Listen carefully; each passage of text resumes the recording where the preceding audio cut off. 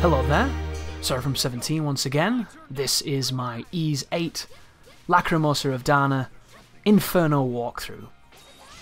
We are now moving towards the Eroded Valley and the Lonbrius boss fight, which is one of my least favourite bosses in the game. In the meantime though, we're going to be battling our way up this cliffside, taking on some of the birds and some of the crazy, strange dodo-like monsters that are weak to slash and do this really funny passive-aggressive charge, so be on the lookout for that one. This is quite a lengthy dungeon as well, as compared to some of the ones we've faced, and some of the fields here are quite long. You'll notice I'm not fighting everything. It's not because you can't do it, it's just because there's no real point sometimes. There are a lot of enemies densely put together, and they're not high enough level to warrant me wailing on them. Also, if you're wondering why the game dips to black so much, this game was made on a handheld console, and as powerful and as impressive as it looks and as those consoles can be, they're also limited in a lot of ways. So the devs have to do a lot of tricks to get around those limitations, and one of them in this game is that you'll notice that the zones that you move through are very small. They're very similar to the Monster Hunter series, how you traverse a lot of areas that link together, but they're all kind of chained together with loading zones, and this game is really no different as we enter the Beast Hills now and come up against some really dangerous wolves. So be very careful here, guys. These wolves can armor through hits as well. Use Force Edge and show them who's boss. But now that we've got Hummel in the party, we can use his abilities. These wolves are level 17, so they're definitely worth fighting. Help you get some levels, and we can now see what the enemies drop. So as you notice on the left there, they drop light bones and two other variants which went off the screen the moment I tried to read them, so that was cool. But let's see what it says the next time we lock on. So light bones, thick hides and beast claws. At this moment in time, beast claws are going to be really useful because they're going to be needed for upgrading with the blacksmith. And my opinion when it comes to upgrading, guys, is the upgrades in this game are gated, which I don't like, but it means that when you do unlock the next tier of gear, you want to try your best to do everything you can to give everybody the best stuff. And what will happen is you will beat a boss because all of the ways to get to the next level of damage on a weapon or an upgrade system, it's meted out during plot points. You can't find an area that will give you the ability to get better weapons. You have to move the story along and kill a mandatory boss. So you beat a boss, they give you a flamestone, you take the flamestone to your blacksmith, and then she will then upgrade your weapons to the next echelon of quality. And you'll do this 6 or 7 times in the duration of the game. And I recommend heavily that the moment you get the capacity to upgrade, that you go out of your way to hunt down all the resources needed to make sure everybody always has level 3 gear. In the grand scheme of things, you don't need it, and in this walkthrough, I won't have everybody with maxed weapons all the times. There are plenty of iterations where I only make sure that Adol's is level 3, and then everybody else's is a mixture of unupgraded and 1 or 2. And I did this purely because I didn't do that much farming in this run. On my first run of Inferno, I was taking the game very slowly, taking my time. I did a lot of farming to get resources, I did all the side quests, I did everything I came across, and I generally just had the proper experience where I did everything. I 100%ed the island, all that good stuff. And I always found myself with tons of resources and the ability to always have the gear that I wanted when it became available. On this walkthrough, because it was so, A to B to C to D, full function, full efficiency, I found myself really dwindling with resources, and it made me a bit more selective. The good news is, it should give you faith that you do not need crazy gear to succeed, because if I can do it and I can give you strategies, then you can emulate the strategies and use your own techniques and get there in the end. But right here, because we have Hummel, we have enough castaway members to move the boulder, so if you come here you can get an SP up item, which is really, really useful.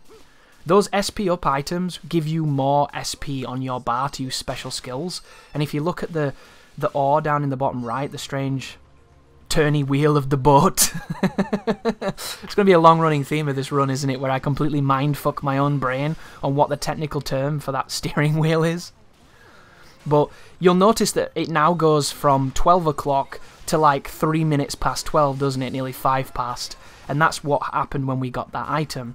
So the more of those SP tonics you can take, the more SP you can bank, the more special moves you can do. And it gets real interesting when you get tons of SP, because you can do an incredible amount of damage. But right here, we are in the Eroded Canyon, or the Eroded Valley, and we're taking on Pigua, which is a combination of a pig-snouted nose, and a bat, and it is an enemy that can paralyze you, so be careful of that. But because he's aerial, you'll notice that I've put Hummel in to deal with the flying enemies. If you're having a lot of trouble with flying enemies, take out Sahad and put Laxia in, because then you'll have 2 and you'll have a bonus against the flyers. The flyers are generally much more difficult to deal with because Adol doesn't do good damage to them, and that's the reason why they're here. But they also have a rare drop of Remix feathers, which are needed, I think, to upgrade Laxia's weapon at this phase, so they're not a bad enemy to kill a few times to try and get some drops. And especially now that you have Hummel. Hummel is level 20 right now, so he's considerably stronger than all of us, so if you want the easiest method to get through this dungeon, play as him. He does more damage, he has more HP, he's just more capable. And that move he has that's mapped to A, the skill that's on A right now, where he does a quick shot that's quite cheap, and it has multiple hits to it and decent enough range. I use that as a spammable move like a shotgun. I stick the gun in their ribs and I just mash the hell out of it, and it does incredible damage. It's a really, really fun skill to use. He also has an interesting bayonet thrust that freezes the enemy, and when the enemy's frozen, your team can attack them too, which is kind of interesting. But I do recommend always exploring the dungeons. The dungeons in the Ys series, from what I've seen so far of this game, seem to be pretty cool. They're never too long, they're never too puzzle heavy, even though they do have mild puzzle elements. And by the time you've kind of seen enough of the dungeon, it ends. And I love that. I love the brevity of the way that the dungeons work in this game. There is nothing worse than dungeons lasting hours and you just getting monotonous and you want it to end and it never does, and then remembering it negatively. Whereas in this game, I always feel like I get to the crystal and the next room is a boss, and it's been a really satisfyingly brief amount of time. And for as much as in the previous video I didn't want to compare it to Dark Souls, because everything gets compared to Dark Souls these days. I bought a fucking Big Mac the other day and they were comparing it to Dark Souls. It's ridiculous. But it kind of does remind me of that, you know? You know how the areas in especially Dark Souls 1, where you were in them and they were so fascinating and so alien and so interesting, and then you were immediately somewhere else and it was almost too brief, but that's what made it so special and kept you coming back. This game has a little bit of that, although it's nowhere near the creative majesty that that game has. But it's still fun, still cool, and I'm just really hoping that Ys IX utilises the power of the PlayStation 4, because if this is what the games can look like running on the Vita, which I think it looks really, really nice stylistically, I think if it gets modern tech behind it, it could be such a leap forward for the series. Because you might be new to the series, you might be looking at this video now, maybe you've stumbled on it and you're wondering why there's this overly aggressive and assertive English guy talking repeatedly during this gameplay. Ys is not a game that's going to impress you visually unless you appreciate older looking games, because it's just not that visually impressive. Stylistically it's nice, it's got a nice aesthetic, it's got the anime look, and it's perfectly competent with its graphics, but this does not look like a game that was released in 2018. It just doesn't, you know. When you compare this to something like Horizon Zero Dawn, they look like completely different generations, and it's because, fundamentally, they kind of are, you know. The team behind it is a modest team. They've committed to an aesthetic more so than upgrading the graphics and the technology, and they've focused on telling stories and building consistent games rather than taking a bunch of time to upgrade the engine. And the engine has gone through several iterations, but it seems to be kind of a slow grow for them. But they're now moving into the terrain where they have a 3D engine, they have much more sophisticated graphics than they ever have had. It's a different aesthetic, it's moving towards using more modern hardware and architecture, and I'm really, really curious to see what they do with it, because it could be a big jump. And the reason I say this is not because I care about the graphics, I care about gameplay. Ys has gameplay in spades. Every area of this game that you might think looks visually mundane or visually, you know, below average, is made up in some way with its charm, with its gameplay, and with its mechanics. And that's what Japanese developers get right so often. But what I want to happen is, I know there will be people that see this, they might even watch one of these videos and think, dude, why are you playing a PS2 game? This looks shit. Because for some reason, in today's day and age, and it's always kind of been like this, we're a very visual species, we see things, they don't look the way we think they should look, and then thus we judge them as bad. We say it looks rough, or it doesn't look as pretty as it should, and thus it is in some way not good. And because we judge things based on the visual presentation and the fidelity, we don't oftentimes give things the time they deserve. There are plenty of really beautiful games that are absolute dog shit, but they will generally get more playtime and more eyes on them because they look really nice. The expression that you can't polish a turd is an interesting one, because I've played many a polished turds, beautiful turds in the most exquisite regalia, and yet still shit. Whereas this game, I think you can objectively say doesn't look that great, even though I love how it looks and I think it looks great, but objectively doesn't look mechanically impressive or technologically impressive, yet there are people that will look at this and just think, oh, that's a shit game. And people will not play what I think is an amazing game that should be played, that I really like, because it doesn't look like modern games look. And I think that that is a big shame, and those people are missing out on something that I've really enjoyed. Anyhow, there is a mechanic in this particular dungeon that I really like. You might have noticed that there are these purple, like amethyst crystals on the walls, and when you strike them, it stuns the enemies that are near. I'm going to be using this to my advantage to get some cheap shots, because the only member of our team who is level 20 is of course Hummel. Everybody else is a little bit lower, and the enemies that we're coming across here, the spiders and the pig bat guys, all of those are slightly higher than us, so we can use it as a good opportunity to build up some skills, maybe, to build up some levels, to get some experience, maybe get some drops to help us get the items that we're looking for, and just in general have a good advantage.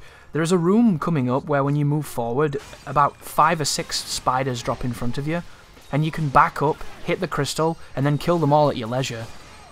It's a really strong ability, and it's a really cool idea, and it's one of the things that I really appreciated, one of the touches that made this game resonate with me. And it's just the idea that each new area introduces kind of something. They're not all great, they're not all award winners, but every so often there's one that I thought was pretty cool, and this was definitely one of them. One of the gimmicks that I thought was quite rewarding.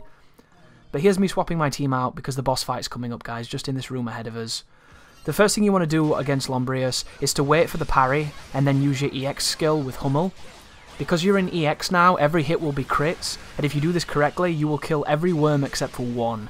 This is going to be super useful because this boss fight is annoying as piss. So finish off the final worm. I'm going to swap back to Adol because he's my favourite player to play with. We only killed 2 of them, so I have to fight an extra worm. But if done correctly there, you have like 1 or 2 hits on one of the worms, and then there's just 1 worm left to fight. So it's a really good method of skipping the beginning of this fight, and then now all you have to do is fight the big one. So the big one's moves are almost identical to the small ones, yet they're a little bit slower and a little bit more protracted. And then he has a couple of new ones that give him incredible range, and he has a laser move that's really difficult to dodge because there's tons of perspectives on it. However, if you're behind him when he does the laser move, it's really easy to punish. And then this move here, when he comes out of the ground, on my first run on Inferno, I had the timing to flashguard that move, and it meant that I could do a lot of damage and kind of chain flashguards that made this fight much safer. But when I was doing the walkthrough recording, I couldn't get the timing of it, and I kept messing the fight up. And for some reason, I have a mental block against this boss.